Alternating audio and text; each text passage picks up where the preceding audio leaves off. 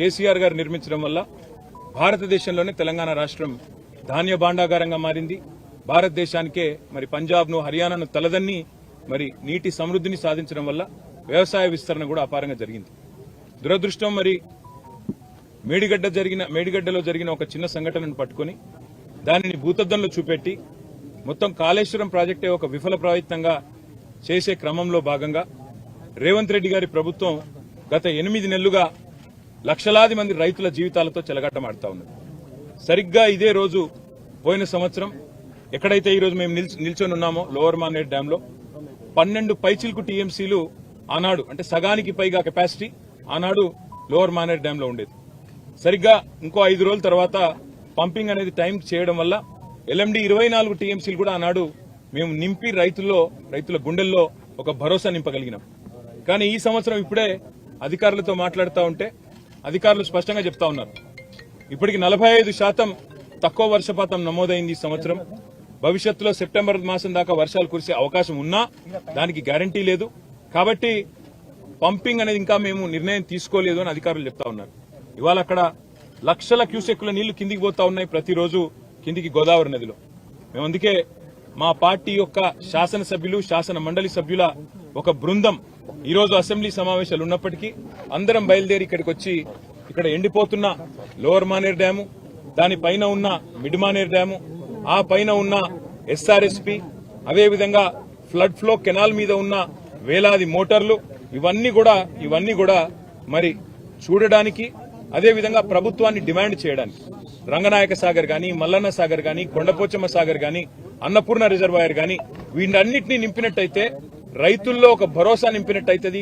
సాగునీటి విషయంలో ఒక పూర్తి స్థాయి స్పష్టత రైతులకు వస్తుందనే ఉద్దేశంతో మేము ఈ కాళేశ్వరం సిస్టంలోని రిజర్వాయర్లు, అదేవిధంగా పంప్ హౌజులు వాటి సందర్శనకు బయలుదేరి రాష్ట్ర ప్రభుత్వ దృష్టికి ముఖ్యంగా తీసుకొని ఒక్క విషయం రాదలిచినాం. రైతులు ఆందోళన చెందుతా ఉన్నారు.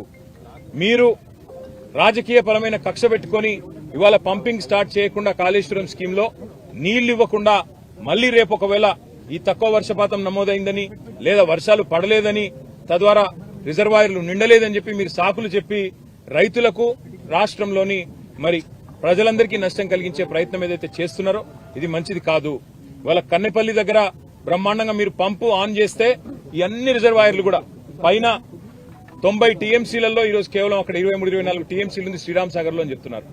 తర్వాత మిడ్ మానేర్ లో 5 టీఎంసీలు ఉన్నది, ఎల్ఎండిలో 5 టీఎంసీలు అంటే 140 టీఎంసీలకు గాను ఈరోజు కేవలం మనకు 35 టీఎంసీలు కూడా నిండి లేదు. పెద్ద ఎత్తున పంపింగ్ చేసుకునే అవకాశం వెసులుబాటు ఉంది. దాంతో పాటు మీరు మల్లన్న సాగర్ లో 50 టీఎంసీలు, కొండపోచమ్మ సాగర్ లో 15 టీఎంసీలు నింపితే కేవలం రైతులకే కాదు హైదరాబాద్ మహానగరానికి కూడా రేపటి మంచినీళ్లకు గాని, మార్గమధ్యంలో ఉండే వేలాది గ్రామాలకు, ఇతర జిల్లాలకు, నియోజకవర్గాలకు కూడా మంచినీటికి కూడా ఇబ్బంది లేకుండా మనం రేపటికి మేనేజ్ చేసుకునే అవకాశం ఉంటుంది. ఎన్నిటినీ పక్కన పెట్టి రాజకీయపరమైన కక్ష కేసీఆర్ గారిని బద్నాం చేయాలని చెప్పి మీరు 8 నెలలుగా చేసిన ప్రయత్నం అందరికి కనబడతానే ఉంది. మేడి పండైపోయిందని, మేడిగడ్డ ఏదో కొట్టుకపోతుందని, లక్షల కోట్లు కొట్టుకపోయినాయని మీరు చేసిన ప్రచారాలన్నీ ఉత్తివే అని చెప్పి స్పష్టంగా తేలిపోయింది. ఇవాళ మా శాసనసభ్యుల బృందం, మా శాసన మండలి సభ్యుల బృందం మేమందరం కూడా క్షేత్రస్థాయి పరిశీలనకు వచ్చి ఎండుతున్న రిజర్వాయర్లు, మండుతున్న రైతుల గుండెలు ఇవన్నీ శాసనసభ సమావేశాల్లోనే మీ దృష్టికి తేవాలన్న ఉద్దేశంతోనే మా పార్టీ అధినాయకులు కేసీఆర్ గారి ఆదేశం మేరకు, గంగుల కమలాకర్ గారి సూచన మేరకు మేమందరం కూడా రావడం జరిగింది. తప్పకుండా రైతుల పక్షాన రాష్ట్ర ప్రభుత్వాన్ని శాసనసభ సమావేశాల్లోనే నిలదీస్తాం, అడుగుతాం. ఎందుకు పంపింగ్ చేయడం లేదు? ఇవాళ దాదాపు 10 లక్షల క్యూసెక్కుల నీళ్లను తట్టుకుని, వరదను తట్టుకుని మేడిగడ్డ బ్రహ్మాండంగా టీవీగా నిలబడి ఉంది. అందుకే మేమనేది రాజకీయాలు వదిలిపెట్టండి, ఎలక్షన్లు అయిపోయినాయి, ఇంకా కూడా రాజకీయ ప్రయోజనాల కోసం, రాజకీయం కోసం వాళ్ళ రైతుల జీవితాలతో చెలగాటం ఆడవద్దని చెప్పి కూడా రేవంత్ రెడ్డి గారికి, ప్రభుత్వానికి విజ్ఞప్తి చేస్తూ అధికారులతో మా సంప్రదింపులు కొనసాగుతాయి. అవసరమైతే అన్ని రిజర్వాయర్లు పోతాం. ఈరోజు కేవలం ఎల్ఎండికి వచ్చినాము, రేపు ఉదయం కన్నెపల్లి పంప్ హౌస్ పోతా ఉన్నాం, అదేవిధంగా మేడిగడ్డ బరాజ్ పోతా ఉన్నాం. అక్కడ కాళేశ్వరం వాతావరణం అనుకూలిస్తే అన్ని కూడా రేపు మధ్యాహ్నం లోపల చేసి మళ్లీ శాసనసభ సమావేశాలకు తిరిగిపోతాం.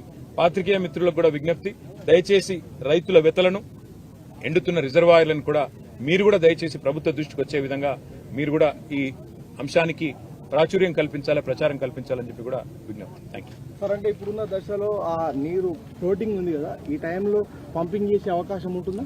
రేపు కన్నెపల్లి పంప్ హౌస్ ఈ టైంలో కాదు బ్రదర్, 40,000 క్యూసెక్కులు దాటితే ఎప్పుడైనా పంప్ చేయొచ్చు.